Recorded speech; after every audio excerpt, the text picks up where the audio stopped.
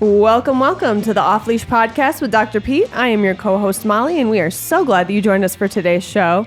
Remember, we're never here to say what you want us to say. We're only here to be an advocate for your pet. Exactly. Amen. Amen. So, we sent out an email to you guys asking about what kind of questions you have for Dr. Pete. Yep. And we're going to answer those today. To the best of my ability. Haven't even heard of yet, so that's. I thought you got to see him. No, I Didn't haven't you? seen. No, okay. I haven't seen him. Okay, we're gonna just dive right into it. Okay, and I already apologize ahead of time. If there is any type of medication questions in here, you're gonna have to help me at some point. Walk me through it, baby steps. Give me a human amount of grace here. Okay, this first one comes from Jenny. Hi, Dr. Pete. We have an 8-year-old corgi who loves the Voyager whitefish recipe. Our vet discovered hyperplasia on his gums. Is that right? Yep. On his last physical. We scheduled him for a dental cleaning, and the vet ended up pulling 5 teeth. Sure.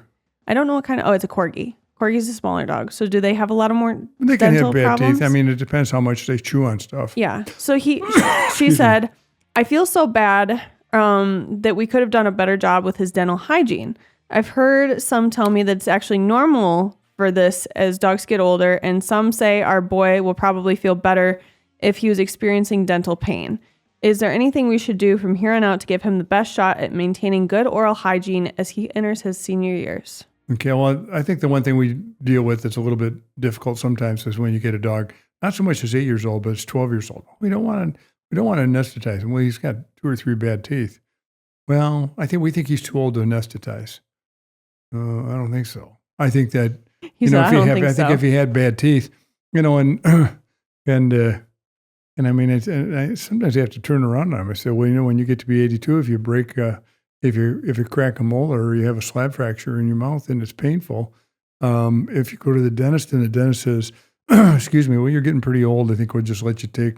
You're not that far from the big dirt nap. Let's just go ahead and let's just let you ride until that happens. And it's like, and the people are like, hell no, I need to have this tooth fixed. I can take my pulse in it. It hurts. Well, it'll eventually get rotten and fall out, and then it won't hurt so much. And that's what we're asking people to do with their dogs every once in a while. They'll let the teeth get rotten and fall out, and they're not healthy during that period of time. And really the jawline's not that healthy. And every once in a while we see this in dogs where they have like just a whole mouthful of bad teeth. I've seen that before at your clinic. Yeah, and they get and the jaw gets, and when the technician is doing the teeth cleaning, she's trying to kind of pop these out a little bit, and you worry about whether you're going to break the jaw when you do it because there's demineralization that's occurred because of the chronic infection. Right. Sometimes with these dogs, what we'll do is we'll put them on antibiotics for a couple of weeks before we do the mouth, and get the infection gone. At least the core infection. And I think that's sometimes the thing that we could do. And if I get somebody, and this is not good antibiotic stewardship, but if I get somebody with a little dog that doesn't want to clean their teeth again, they spent the money, they did the teeth, and the dog's breath is starting to get bad again, I'll put them on 5 or 6 days worth of clindamycin, and I'll tell them do what we call wet, which is weekend therapy. They give it on Saturdays and Sundays, the antibiotics. Is that a great idea? No, it's not a great idea, but if you can't brush your teeth, and you don't have really any other options, and you're not willing to go ahead and repair these teeth when they get bad, then that's maybe what you do is you do pulse therapy on antibiotics. I get a ton of pushback from everybody on this. If a veterinarian watches this, this son of a bitch is crazy. Yeah, maybe. But you have to do what you have to do. You got to do what's best for the dog, Yeah, yep. Especially if the owner. So you're acting as advocate for the dog's best health. And so sometimes that's what you have to do. Yeah. First, you have to get that mouth in good shape. We do this all the time with cats. They get resorptive lesions, and they sometimes get stomatitis, which is a lot of inflammation of the mouth. We'll go and take all the teeth out. And you should see those clients. They're like, oh my gosh, you took all the teeth out? Oh my gosh. Oh my gosh, you took all the teeth out? Yeah, we took all the teeth out. Oh my gosh. And they think this cat's going to come up on a stretcher, in a, barely coherent and stuff. Yeah. Cat comes up, and goes home and eats twice as much as he did last night. Yeah. With no teeth. Yeah. And so, and it may even be hard food, but now they can get food in their mouth without it hurting. Without probably. it hurting, yeah. Stomatitis, that's not good. That's the body's, that's an immune mediated reaction. And so what you're trying to do is you're trying to wreck, the cat's trying to wreck all the teeth in their mouth. You get that with a little bit with dogs every once in a while. Not to the extent you get it with cats. Boy, those cats are miserable. And when they go home, and I've had this happen, this is kind of fun watching this happen. And, these two people are sitting in the waiting room, and the one woman says, the doctor just said I need to take all my cat's teeth out because he has stomatitis. And the other clients are looking incredulously, are you going to do it? Are you going to do it? Except for the one client who's had this done already, and they're like, no, just have it done. It's the best money you ever spent on your cat is taking all these teeth out because the cat has stomatitis. Really? Yes, really. And you have to control the pain for 5 or 6 days, and you're home free. Mm-hmm. And there are no more teeth. And they can actually gain weight and eat food enjoyably. Yeah. And you change the cat's name to Walter Brennan. Do you know who Walter Brennan is? No, is he the... Oh, he's on a series called The McCoys. The Real McCoys or the McCoys? Anyway, he's a I thought he was a hockey player that got all his teeth knocked out. No. Well, look it up on your phone, Walter Brennan. You see him in old Westerns and stuff like that. And he was missing all his teeth. He always played somebody's grandpa. In fact, that's what he played in the McCoys, the Real McCoys. And he played somebody's grandpa. Oh, my goodness. Grandpa McCoy. Anyway. It shows him with all teeth here. Let's see. What's that? A school picture from 1900? Oh, no. Well, he's got teeth in, yeah. Yeah. Anyway, he does have teeth in there. Here's some with no teeth. That's a publicity picture. Yeah, there he is with no teeth. There you go. Yeah. Yep. Anyway, I would tell you this, we've kind of gotten off track here maybe a little bit, but you just do the dental care and best shot at maintaining good oral health. Yeah, and if you can brush your teeth, you brush your teeth. Sometimes they put antiseptics in the drinking water. Sometimes that helps. Getting them all done and then watching them for the first month or so after you get done and try to figure out whether you're losing ground. That's probably the biggest thing. And your veterinary can show you things they like or things they don't like, things that work, things that don't work. In fact, most clients kind of figure out, when I do this and this and this, the teeth are pretty good. If I don't do this at least twice a week, then the teeth aren't very good. And obviously this lady, what's her name again? Jenny. Jenny, she's not going to have problems with the teeth that are gone. They're gone. But she'll have problems with the teeth that are left. Yeah. So she wants to maintain good oral hygiene. Have very much, just brushing or do you just... Yeah, I brush him. I'd feed hard kibble. Doesn't the kibble help take off the plaque? Kibble's supposed to help. Yeah, well, she's one of our clients, so she probably is feeding kibble. Yeah. Yeah, she loves the Voyager. I just don't know if they wet it down or not. Probably don't need to. Okay. Ready for the next question? Yep. This is from Mary. Hello, Dr. Pete. Hearing mixed opinions about holding off spaying or neutering young puppies. Some say it is better for bone growth to delay for about a year. Any truth to this? What is your opinion, please? So my opinion would be if you have a dog that's going to be, let's say 30 pounds or under as an adult, I don't think it makes a lot of difference when you do it. I wouldn't do it at 8 or 9 weeks, but you could do it at 6 or 7 or 8 months. When you get into the bigger dogs, we think that it's a little different. They grow longer. So a puppy food on that 30-pound dog is, you take them, you put them on regular diets at 6 or 7 or 8 months. Mm-hmm. The big dogs like a Dane or gigantic dogs, you feed them large breed puppy food until they're like 18, 15, 16, 17, 18 months. Yep. With the females, you probably let them go through one heat before you spay them. Mm-hmm. Same way, the males, you probably, neuter them when they're a little older. We think that there's an indication that maybe the bone cancer is less when you alter them at an older age. I don't think everything's in on this at all. I didn't know that it was a bone growth thing. Yeah, well, with big breed dogs, you want to slow down the growth a little bit. You don't want them growing too fast. And that's same thing happens like with other species, horses, cattle, that sort of thing. Mm-hmm. When you start feeding them a weird diet that makes them gain too much weight. And they used to do that with quarter horses to make them look real blocky and everything. Mm-hmm. And they started having joint growth plate problems. Issues. So yeah. So you just use common sense and fair enough. And try to do it in a reasonable manner. You should feed puppy foods. The thing in puppy foods, you want to feed them because the calcium phosphorus ratio is correct and the protein ratio is correct. What it isn't, and we don't have a puppy food yet because we refuse to put added copper. Added copper. In the So puppy we food, are going to make a yeah. puppy food, and we'll probably use it with native ingredients that have a little more copper in them. So so you but need that more. It won't be added copper. It won't be copper protonate. So the copper minimum for an adult is 7.3 parts per million. For 12, a pup, puppy is 12.4. Puppy is 12.4. Yeah. Yeah, so I told myself, in this place, if we're shipping it out of this place, then we don't have any copper added. Yep. There's copper wires in here, helping us with the lighting here today. But that's all. That is it. That is all the the only copper we're involved with on a regular basis. You ready for the next one? Sure. Hi, Dr. Pete. I have a Keeshond. Yep. What is that? Keeshond? It's kind of a brown gray dog, real furry. I've never heard of this. It's like a miniature chow chow. Okay, we're going to pause so I can look this up. Okay. Whoa. These are funky looking dogs. Yeah, they're nice dogs. I don't think I've ever seen one. Oh, yeah. We had one time, a long, long time ago, Joe Moss's dog. That dog I probably took, a couple hundred sebaceous cysts off that dog. Really? I'd make sebaceous cysts and they break and bleed and get infected, so I'd take 7 or 8 of them off. And then come back 6 months later, I'd take 7 or 8 of them off, and I'd come back. They get a lot. It was like in our budget at the clinic. Yeah. Oh my God. We got his dog coming in again. We're going to take off We're almost at the end of the quarter. Time for you to bring your dog in and get the sebaceous adenoma. They're a dog from the Netherlands. Yeah. Yep. Known as the Dutch barge dog. Yep. Or watchdog on boats. That's funny. Okay. Yeah, they're a nice dog. Back to the question. Now that I know what kind of dog this is. A Keeshond diagnosed with copper storage disease. Yep. Luckily, we caught it early, treated her with D-Pen, and she is doing well. She loves her Voyager dog food.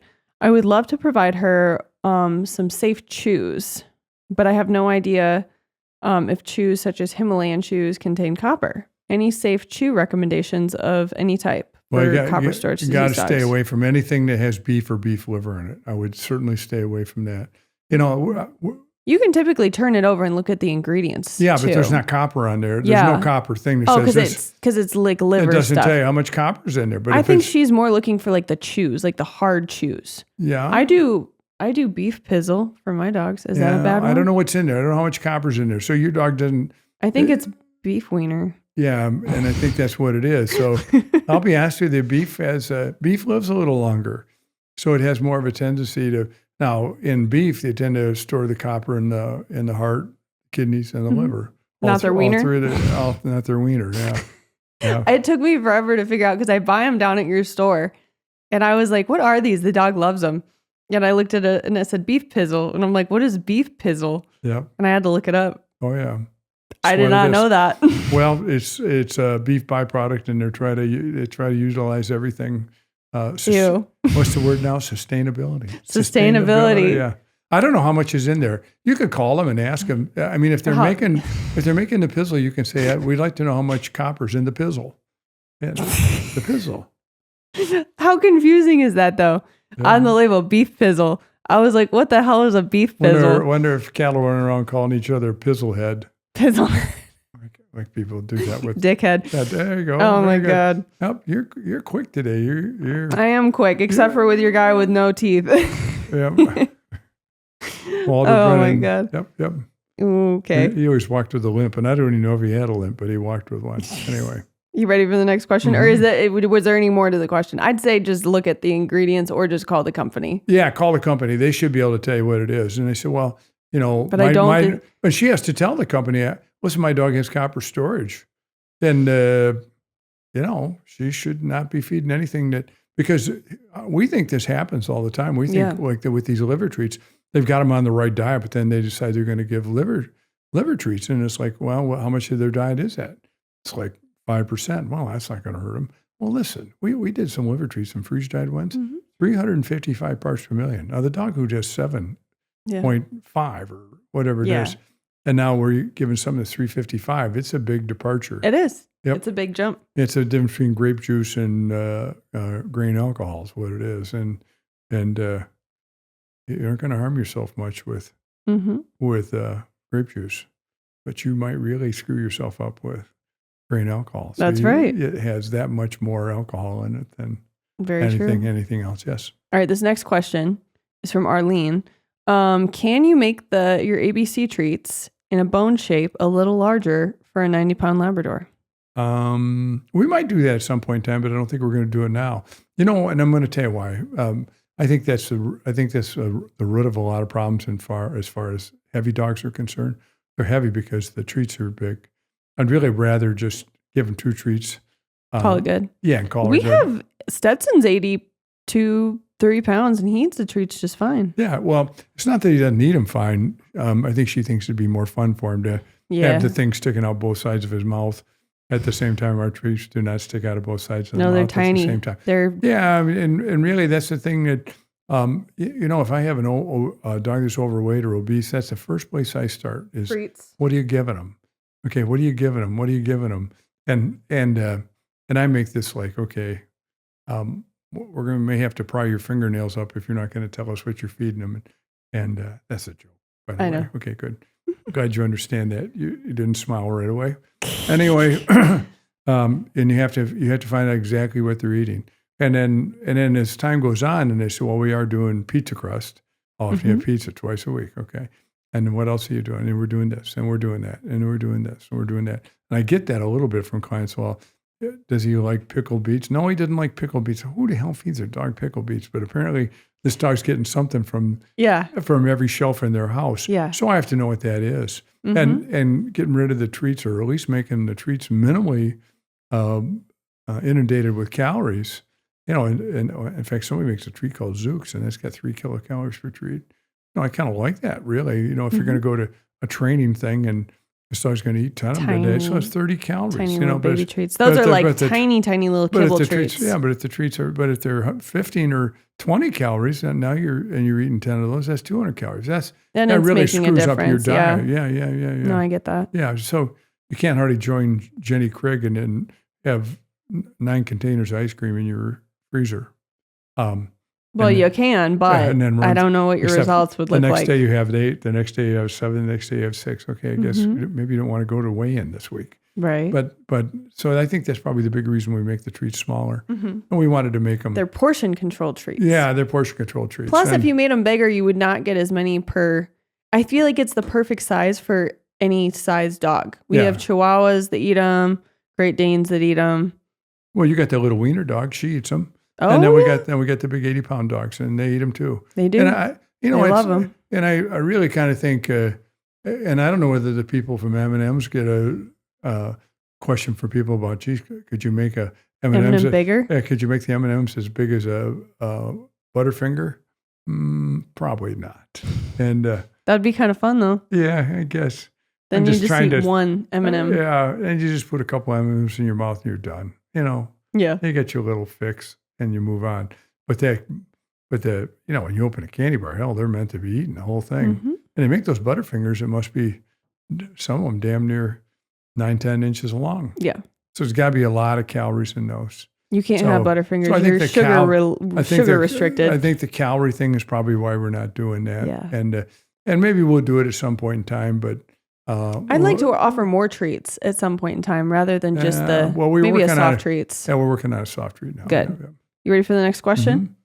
All right, this one comes from Sue. Hello, Dr. Pete. My dogs are loving your food, and I'm hoping you'll come out with a senior diet soon. But until then, I've been supporting my older dog with joint supplements containing green-lipped mussels.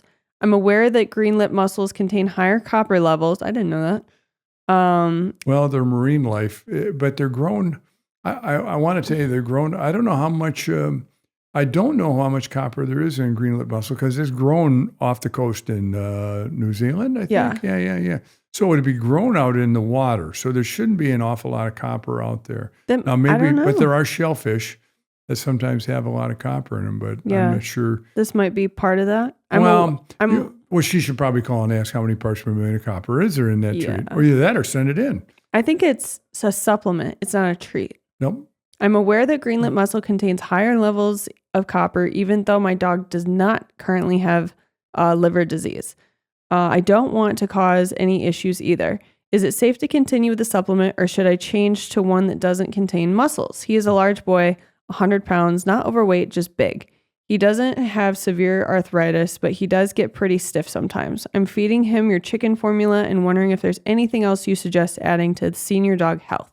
Thank you for all that you do. Well, we are working on a senior dog right now, and we've got the recipe all put together, and that should be helpful. We're going to. What is the recipe? Just out of curiosity. Can you share it? Well, it's going to be pollock. Oh, it is? Yeah. Okay. And then we're going to have a few things in there that are benefit to older dogs. And we've kind of got that all figured out. Good. Usually what I do, just so that everybody in the audience knows this, I'll make 10, 12,000 pounds, and then I'll sell it at the small pet store. Yeah. So I sell at the pet store. Then the people at the pet store get feedback. And that's the absolutely number one way to do that. Yes. Did you do feeding trials? If I do feeding trials with people at the pet store, that's my feeding trials. Yeah. At this point, and I think that's the way to. And they'll come in and tell you, the stool quality wasn't good or this or that. I mean, we haven't heard that at all. But we've had a couple of things, and every once in a while we'll change a diet a little bit if science changes a little bit. Right. And if somebody comes out with something that says, well, this is sort of controversial, less controversial than it used to be, more controversial than it used to be, it's more controversial, then we may, as a preventative step, we may alter the diet of the foods. But it has to be a scientific related change. It is not it's not just hey, we have enough people complaining that we don't like. Yeah. We get a lot of complaints about chicken byproduct. Yeah. And it's the good stuff. That is the good stuff. Chicken byproducts are good stuff.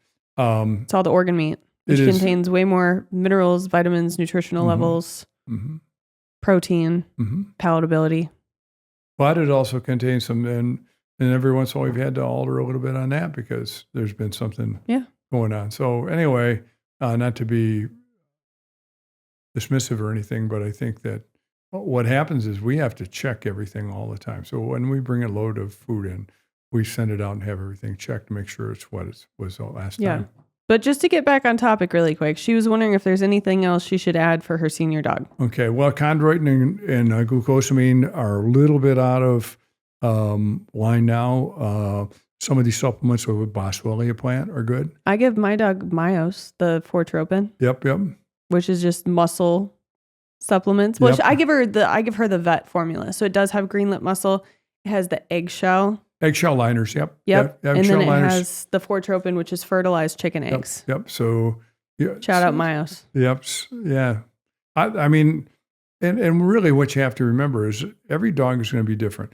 One of the things I really like is, we have this injectable called Librela for arthritis, and that works well. We have Carprofen, Deramax, Previcox. They work all right. Yeah. We also have gabapentin. That makes some dogs sleepy, but it helps some. I think one of the things that really helps a lot that really is sometimes overlooked is a product called Adequan, which is made out of bovine tracheal cartilage, which is sort of holistic, if you know what I mean. And that's it an injection or is it? It's an injection. Yeah. Okay. Adequan. You usually use it once or twice a week, and then you use it once a week, and then use it. I was thinking Apoquel. I was like, I thought that was used to treat allergies. Adequan. That's been a great drug. We currently use it. Some of these old dogs have collapsing tracheas. We'll give them an injection of Adequan and then some stuff called Serenia, which is an anti-vomiting thing. Hey, listen, I don't know who figured this out, but it works well. And clients will tell you, and clients will figure this out. And, I think sometimes that's how veterinarians work is like we have six of them in our office and 2 of them at another office. And if somebody gets on something, goes someplace and learns something, and then it works for them, then we may tell somebody that it works for us. I may tell Dr. Van Ryswick or Dr. Parsonage or Dr. Katie, I say, oh, this is really working good for me. This is really working good for me. And they're like, okay. But then when they see it coming back on the refills, they're like, oh, we're refilling it. Like right now we're using the JAK inhibitor Apoquel. And we brought that to market. And Pfizer or Zoetis is right next to us. And so we did the drug trial on that. Really good stuff. But then now the second generation one's out called Zenrelia. And that's what I thought, is it going to work better? We did the trial. Hey, it looked like it worked better. Yeah. And we were right. So now everybody's saying they're refilling this Zenrelia all the time. They're still refilling Apoquel. Apoquel works better in some dogs. Zenrelia works better in other dogs. Yeah. If I had to give you a number, I'd tell you it was 70% Zenrelia and 30% Apoquel, but everybody have to run their own numbers and see. So what you're going to do is you're going to use things that work. Yes. And so when somebody buys eggshell liner and it works, you're refilling that prescription all the time. if they give Adequan and it works, you're refilling that What prescription. about Cosequin? Cosequin, I think it was a really good product, and I think they've added eggshell liner to their Cosequin. That was not in there at one time. I think the Cosequin people, Nutrimax, I think that they're really good about putting exactly in there what they say is in there. And we should talk about that just briefly, that the EPA controls all those things. Hey, you know what? EPA just makes sure there's no arsenic or cyanide or mercury or anything in it. And so they don't actually control. They're not actually trying to figure out how much drug is in there. So so what happens is drugs that work get bought, and drugs that don't work don't get bought. Yeah. And I'll just touch on this a little bit. We're using CBD oil on some stuff now, arthritis. And does that work? Yeah, it's given in conjunction with something else, usually like Deramax or Previcox or Carprofen. Yeah. So, I mean, my dog's older. She's 7. Yeah. She's just got hip dysplasia though, so she's stiff all the time. But I give her in her meal, I give her the Voyager. I put in a little bit of coconut oil. I give her the Cosequin, and I give her the Myos. So she should be feeling better. I hope so. Yeah, and that's how you're going to tell. A lot of money on this freaking dog. Yeah. She's had a lot of stuff happen to her. I know. First of all, she was an athlete, and she was an athlete for a long time. Yeah, and when you're 35 and you retire from the NFL, probably 45 isn't that much fun for you. Yeah. Or 55 or 65. But she loves what she does, though. Yeah. So I tell you, the person with the question, you have to use what you use and try different things, and your veterinarian can probably give you suggestions on what you might try or might not try. Okay. And then figure out whether it works. If it works, good. If it doesn't work, then you move on to something else. Yeah. But I think that's the big thing. And what we ought to do is we ought to look up this green lip mussel. And see how much copper's in it? Yeah, see how much copper's in it. Why don't we take a break right now and we'll come back. Green lip mussel typically contains copper levels ranging from 3.49 to 31.1 dry weight, and is monitored in coastal areas. These levels are generally low, safe for human consumption, and well below the international food safety standards. Copper accumulation can be based on environmental exposure. Well, I'm not too happy with the 31, but you're giving so little of it, I would not worry about it.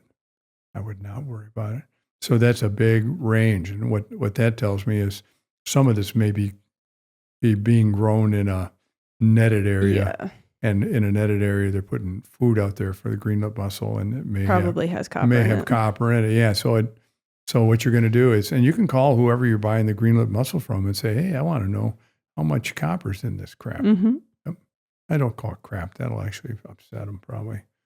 You make it a case. In this nice product that you're selling me. But I like green lip mussel. In fact, that's been around for 15, 20 years, and it's very popular and still should be popular. Still works. Yep. You ready for the next question? Yep. This one's from Leslie. I recently got a Doberman Pinscher puppy in February. My question is, at what age can your dog be introduced to a puppy? Or at what age can your food be introduced to a puppy? My Doberman, before this one, passed away from copper storage disease at the age of 6 years old. I didn't start her out with your food, but when she was diagnosed, I was given information regarding your food. I was under a different name. It was under a different name at the time, probably the Scoop. And then it changed to Voyager. It's a horrible disease. It is. One I don't want to ever experience again. At some point, I'd like to change her diet to yours. Thank you again for taking the time to read this. Okay, well, it doesn't have enough copper in it to be a puppy food, but there's enough calcium and phosphorus, and there's enough protein in it to be a puppy food. So I would feed, if you've got a Doberman, I mean, why even see how thick the ice is? Let's just go ahead and take them off regular foods and just be on that. Yeah. And I'd say the same thing is be careful on the treats that they don't have a lot of copper in them either. Right. Excuse me. Yeah. They actually put copper sulfate in greenies. I heard that, yeah. And they put copper sulfate in milk bones. So silly. Because it's not required to be in there. So I'm guessing I'm going to tell this young lady to go ahead, or maybe she's not a young lady, but whatever. Leslie. Yeah, Leslie. Yeah. I'm trying to figure out. Sorry to hear about your dog, Leslie. Yeah, and that's a bummer. the one dog, we had a Doberman in our 104 dog study, and that dog passed away from copper storage too. So they're a predisposed breed. Sure, there is. Labradors, predisposed. Dobermans predisposed. Westies, and Dalmatians. Yeah. Yep. What's the other one? Those Skye Terriers. That's it. I've heard of any dog can get it. King Charles dogs, Cocker Spaniels. Yeah. So, I think the best thing nowadays, listen, everything gets it at some point in time. And this always really sounds bad, but quite frankly, everybody that has a dog should be feeding them maybe not necessarily our food, but a food that has really low copper. And somehow or another, nobody's doing anything about it. Yeah. Yeah. And in fact, some people are fighting this like hell. And fighting the good fight. Yeah. I should wait till somebody really takes a stand. I like copper in my dog food, blah, blah, blah, blah. We actually had someone on Facebook do this. Okay. Some girl commented on her. I wish I could find it. It was so far back. We have an ad out. And she was like, I actually add copper sulfate to my dog food. And everybody was ripping her apart in the comments and was like, you're so stupid. What was her name? Do you remember her name? No, I don't. Well, I think this copper storage disease should have naming rights. How they do that with... Name it after her. I thought you wanted to name it after the guy that called you a well-intentioned veterinarian. Yeah, I know. I wanted to do that. And I'm not going to drag his name through the mud, but I wish I could. Do it. Who gives a shit? No, I do. I don't want to. Well, you're nicer than I am. I don't want to end up with my ass in a sling. Are you ready for the next question? Yeah. But we can go back to that. And why they want to do this? In fact, why this individual wants to do this, I have no earthly idea. Nobody is really. I've never had anybody. And listen, we've had veterinarians work there my whole life, and we've never had anybody diagnose copper deficiency. Never. So why is anybody? If there is no disease, why are we trying to prevent a disease that does not exist? Mm-hmm. Yep. It's crazy. You ready for this next one? Yep. My question is, will you be... Oh, sorry, I should have said who it's from. This is from Nancy. My question is, will you be offering a grain-free product? No. Right now, we're not sure. We're not sure. Never? No, not never, but probably not until somebody comes up with the scientific evidence why we should. I don't really mind peas and stuff. I mean, I think peas are a good source of protein and stuff, but so there's some indications that when you get to where you have an awful lot of peas, there could be a problem. Now we don't have any grain-free diets now. We have one diet that we got to explain why peas could be a problem. Well, because there's some people at University of Tufts University, out east that really think that the dilated cardiomyopathy or DCM is a direct result of that. There's a nutritional component that contributes to this disease. Mm-hmm. So far, we haven't figured this out. And here's what happened. I should tell you what happened. So what happened is the people at Tufts brought this out and said, well, this is lentils and potatoes and all. And then they listed dog foods. That was probably a mistake. Once they listed the dog foods, they really couldn't. They could say, yeah, we suspect that because this dog ate this food, this is why it got that. But they couldn't prove it. Mm-hmm. So if you can't prove it, you really can't say it. Yeah. Yeah. So did they get a lawsuit? Yeah. Oof. The lentil people sued Tufts University, and of course, and really what happened here is they submitted this to the FDA. So the FDA came out and said, "Damn, we're probably kind of concerned about this." Yeah. Well, the FDA they needed more, and which is probably the reason the FDA has not come out and said, "Hey, listen, there's a problem with copper," because you know what? They haven't. Well. It's not. I mean, it's proven because of the research. Yeah, I know. We just got done doing that, and so it's not controversial anymore. I ran into a nutritionist at one of the meetings out in Las Vegas, and was it Las Vegas? No, I think it was down in Columbus. Anyway, that's what she said. Well, this is kind of a controversial subject, copper. And I said, well, it isn't anymore. I mean, the research is out. Mm-hmm. It's real obvious what the hell's going on here. Yeah. That there's dogs dying every year from a disease. And you're trying to prevent a disease that doesn't even exist, and you're killing dogs to do it. That makes absolutely no sense. Yeah. I'm sure she'd like that. Yeah. I mean, it's kind of like having meteorite insurance on your automobile. I mean, when's the last time you drove down the road and saw a car that had been hit by a meteorite? Never. Yeah, it doesn't exist. I mean, it may exist. But the chances of that happening are. Yeah. It's right. Crazy. We got one last question of the day because we got to get to podcast number 2, remember? So this one's from Karen. Dear Dr. Pete, it is my understanding that commercial kibble has little nutritional value because of the high temperatures they use to make it deplete the vitamins and minerals and create AGEs. What are AGEs? Oh, good. She lists it. Advanced glycation end products. Yeah. So I think that most people are aware of that and most people are slow cooking their food. Then it says, is this what happens to Voyager kibble? No. Even though it's made in small batches? Nope. It is not. We cook ours at low temperatures at for lower longer. temperatures. That's exactly right. Yeah. And I think everybody kind of understands that. But I can tell you who's beating the drum on this. The people who are making fresh diets and raw diets and all that sort of stuff. Because they don't do that. But their diets are mainly water. Yes. And most of us at this point in America, we have water usually. So we don't need to. Ever been in a house without running water? I don't think so. Not for a while. My house last summer when my well went out. Oh, okay. I guess there's a few houses at Greenfield Village, which is over here in Detroit, which is no running water. Well, yeah, it depicts the 1820s or whatever it is. So they didn't have running water back then. Anyway, it's not a problem. Listen, if it was a problem, you'd see it. Okay. Okay. And we don't see that.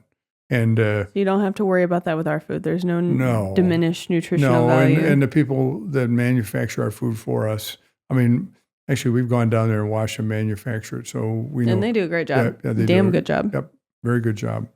There's an art to doing this. In fact, I don't know if you know. I don't know if you ever knew this, but there's a school down at Kansas State on pet food manufacturing.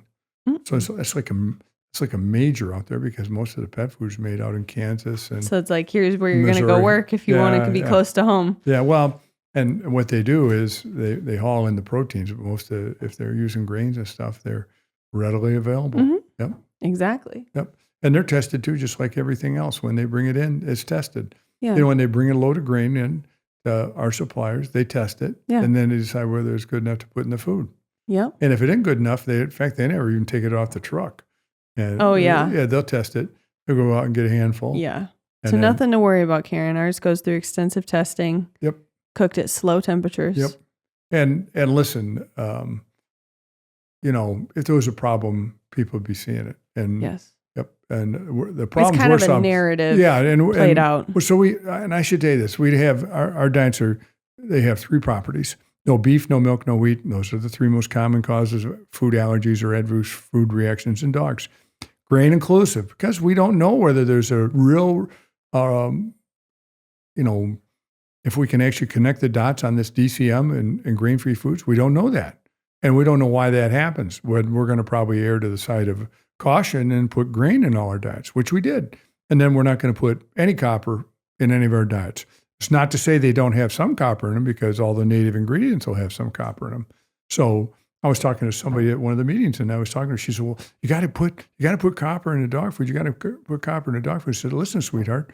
I don't know if I called her sweetheart. Was this the same girl? Yeah, it's the same girl. And I said, "Hey, you see, I'm talking to you today, and I've got candy in my mouth." She says, "Yeah, I know." I think she probably thought it was impolite to talk to her with candy in my mouth. Probably was. I said, I don't know exactly who made this candy, but there's copper in it. And if you want, I'll spit it out and we'll send it in and we'll find out how much is in it. You're such a smart ass. I know she didn't want me to do that. So she took my word. I said, well, pissing people off with these meetings. If you have coffee this morning, there was copper in that. If you had orange juice, there was copper in that. No matter what you had, there was some copper in that. Did you ruin this girl's day? No, I didn't. You know what? We had a really nice conversation. It really was. It was lighthearted. Yeah. And she said, "Well, thank you for."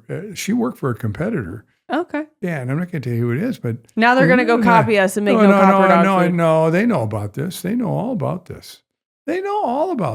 Everybody knows about this now. I think the question is, there's smoke over there. Is this going to turn into a grass fire, or is it just going to remain smoke? Okay. Now it'll turn into a grass fire. Not if I do something about it or you do something about it. It'll turn into a grass fire when pet owners, dog owners, do something about this. Dog owners say, I don't want copper sulfate, proteinaceous copper amino acid. There's there's like 9 different descriptions of this stuff. So turn the bag over, it says ingredients, it says copper something or other, something or other. Yes. Yeah, it won't ever say just copper. It'll say copper proteinate, copper amino acid, copper chelate, whatever they're going to put it in there. And then if it's in there, it's in there. You're rolling the dice. That's and if right. it comes up black or red, you're good. If it comes up green on the roulette wheel, you're SOL. And I think you know what that stands for. Right? Shit out of luck. Very good. Very At good. least it's not FUBAR. That's nice. Yeah, well, actually, the dog will be FUBAR'd. Yeah. Yeah. If anybody doesn't know what FUBAR is, it's fucked up beyond all recognition. Yeah, I don't know that. We can say this on the podcast. It's just not funny this is not on air. No, it's just funny hearing your daughter say it. It's fine. Well, you were the one that taught it to me. Yeah, I know, and that's even more embarrassing. Father of the Year award. Someone give it to you. Yep. All right, you ready for some outro music? Yep. So you can reflect on all the bad choices. Yeah, we had a lot that of you bad taught choices. me. I don't have that much time. All right, guys. We sure appreciate you listening along with us today. We hope that we've been able to share some information that will help you love your animals as much as they love you. Don't forget, always treat the treatable, prevent the preventable. We will catch you on the next episode.